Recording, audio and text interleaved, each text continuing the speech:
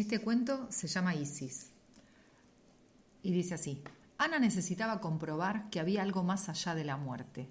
Nunca le había preocupado saberlo hasta que vio morir. En la medicina no encontró nada de interés y se propuso investigar otras alternativas.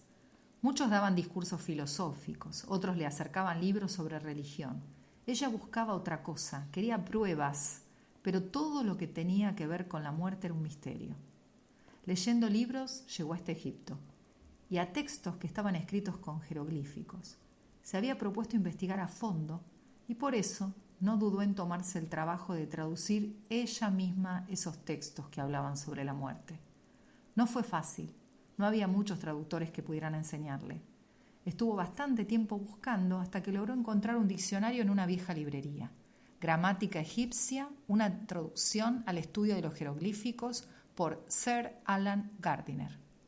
Cuando quiso pagar el libro, el librero le dijo que no se lo podía vender. Le explicó que el dueño de ese libro se lo había dado en consignación y le advirtió que no podía entregarlo sin su consentimiento. Tenía que tomar los datos del posible comprador para organizar un encuentro y recién ahí el dueño decidiría si le iba a vender o no el libro. Ana sintió que había encontrado algo valioso. Por otro lado, sospechaba que quizás esa gramática era un invento falso. No sería raro que el supuesto traductor fuera un farsante que intentaba vender algo que en realidad no valía nada. Pero acordó una cita y como era en el Instituto de Historia Antiguo Oriental de la Universidad de Buenos Aires, fue como un poco más tranquila. Ella siempre iba directo al grano y le hizo la pregunta indicada. Quería saber si podía traducir un específico texto que estaba escrito, por supuesto, en jeroglíficos. Ese texto era el que narraba los misterios de Isis. Si estás dispuesta a ser una iniciada, yo te enseño, le dijo el profesor. Ana se sorprendió. Si algo había leído en los libros sobre ciencia sagrada egipcia, era justamente la palabra iniciado.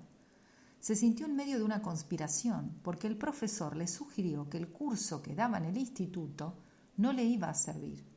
Se ofreció a darle clases particulares lejos de la universidad, donde le daría todas las opciones y la enseñanza para que pudiera hacer la traducción y la preparación. ¿Cuál sería la supuesta preparación que podría necesitar una persona para aprender a hacer una traducción?, pensaba Ana. Sin embargo, fue a tomar esas clases particulares. Ya en la primera lección de jeroglíficos, el profesor le advirtió que el alfabeto tenía 780 letras. ¿Cómo? Ana se sorprendió en voz alta. Sí, parece mentira, pero eso no es todo. Lo importante son los símbolos, que por supuesto son muchos más. Solo quisiera saber lo que tiene que ver con los misterios de Isis, dijo Ana. Necesito leer lo que dicen sobre la vida después de la muerte. Nada tienen que decir, porque los iniciados en los misterios tenían prohibido hablar sobre eso, dijo el profesor. ¿Pero por qué no me lo explicó antes? Ana ya se enojó. Yo no quiero saber otro idioma. Quiero traducir los jeroglíficos de la puerta de Isis, la que supuestamente divide la vida de la muerte. Eso no es un misterio, dijo él. Si querés una traducción literal, te vendo el libro y te arreglas sola. Yo pensé que te interesaban los misterios. Es más, si solo querés saber eso, no te vendo el libro. Te regalo una traducción de los jeroglíficos de la puerta. Gracias, dijo Ana. Buenas tardes, dijo el profesor, entregándole una página y ofreciéndole la puerta de salida. Ana se fue enfurecida. Había logrado lo que quería, pero al costo de sentirse superficial. Como si hubiese despreciado algo valioso y lo hubiese destruido definitivamente para su vida. Se contentó con esa hoja que, después de todo, no tenía ni idea si realmente era una traducción. El profesor la había buscado entre sus libros y ella se dio cuenta de que la encontró en uno que parecía algo más que un diccionario. Era como un manual de encantos y magia que tenía la palabra hermético en la tapa. Más que la palabra, le llamó la atención un símbolo que estaba en el libro, una pirámide con una estrella en la punta. Se fue pensando en ese dibujo.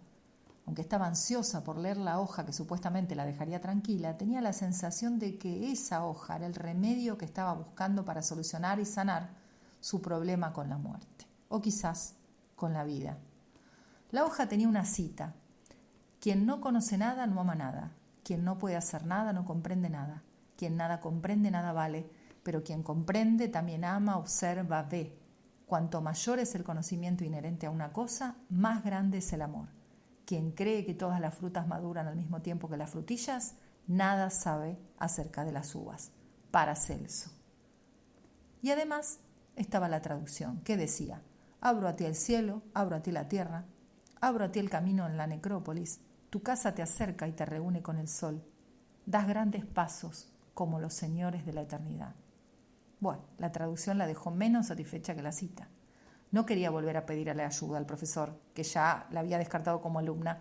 Intentó pensar que quizás algún otro maestro fuera más accesible, y mientras tanto trató de averiguar quién era el supuesto Paracelso. Además de eso, agregó a su lista de notas otras posibles búsquedas: herméticos, símbolos herméticos y algunas otras cosas más. Decidió cambiar las librerías por las bibliotecas. Buscó ayuda en las bibliotecarias. Encontró una muy amable en el Departamento de Filosofía Medieval de la Facultad de Filosofía y Letras. Esmeralda hablaba muy despacio y en tono bajo. Parecía no saber mucho de la época medieval, pero le aseguro que Paracelso no era un autor que se estudiaba en la carrera de filosofía. Cuando quedaron solas en la biblioteca, Esmeralda le confesó que ella tenía mucha información sobre Paracelso, pero no en bibliotecas. Le anotó una dirección en un papel y le sugirió concurrir sola en el horario de la tarde a ese lugar. Ana llegó puntual y, obviamente, ese lugar no parecía una biblioteca, era como un galpón. Esmeralda la estaba esperando en la puerta y sonrió contenta cuando la vio. Entraron al galpón y pasaron por un marco hecho de metal parecido al que hay en los aeropuertos para detectar metales. Esmeralda le explicó que ese era un aparato inventado por el líder Magisto, creador de la religión homeostasis pura, y allí estaban todos los adoradores de Paracelso. La máquina emitió 2 tickets, uno para Esmeralda y otro para Ana. Cada uno tenía una lectura diferente sobre un ítem titulado desequilibrio magnético. Solo con ese ticket era posible pasar al siguiente salón. Había que colocarlo en un orificio hecho a medida sobre una pared de madera. Una voz comentaba el grado de desequilibrio que figuraba rotulado en el ticket y obligaba al visitante a someterse a la irradiación de la máquina homeostatizadora. Sin el tratamiento no había forma de pasar al siguiente nivel de equilibrio. Eso tenía un costo que Esmeralda gentilmente se ofreció a pagar, logrando así un descuento definitivo para su propio ticket futuro. Con Ana ya había conseguido los 10 adeptos necesarios y suficientes. Una barrera ubicada en la puerta del próximo salón se abrió al contabilizarse el pago. La máquina les dio la bienvenida. Esmeralda le dijo a Ana que el ticket valía por una botella de arquea, que no lo tirara para obtener la botella al salir del culto. ¿Qué es?, preguntó Ana. Es agua homeostatizada, para mantener el equilibrio hasta la próxima reunión. Ya en el salón principal se encontraron con el resto de los adeptos, todos sentados en círculo y en actitud de meditación.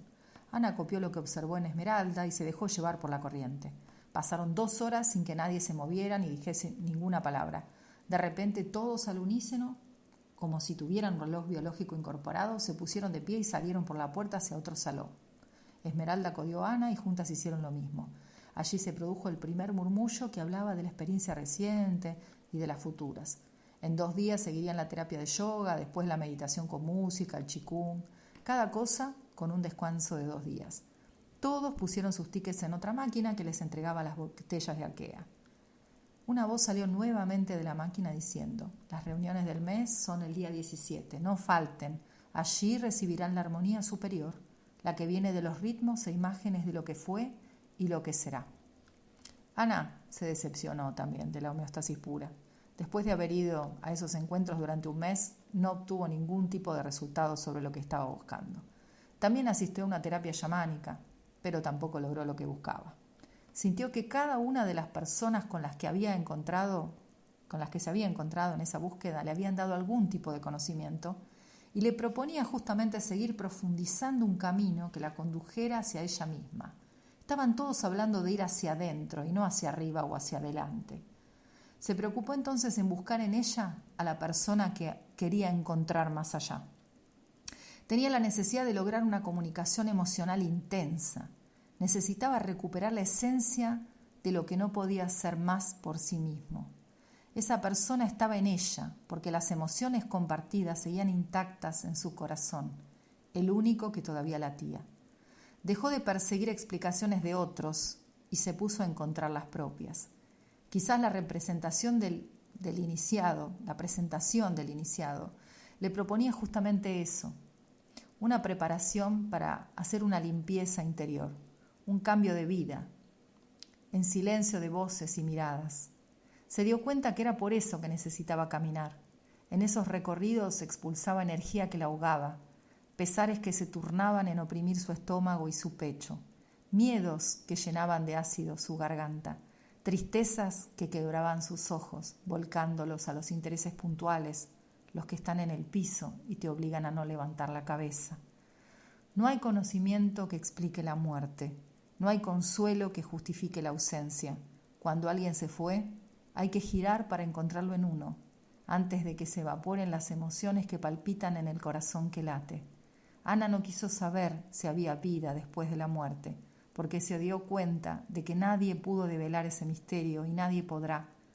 Cada uno debe buscar su particular manera de darle al que se fue la inmortalidad.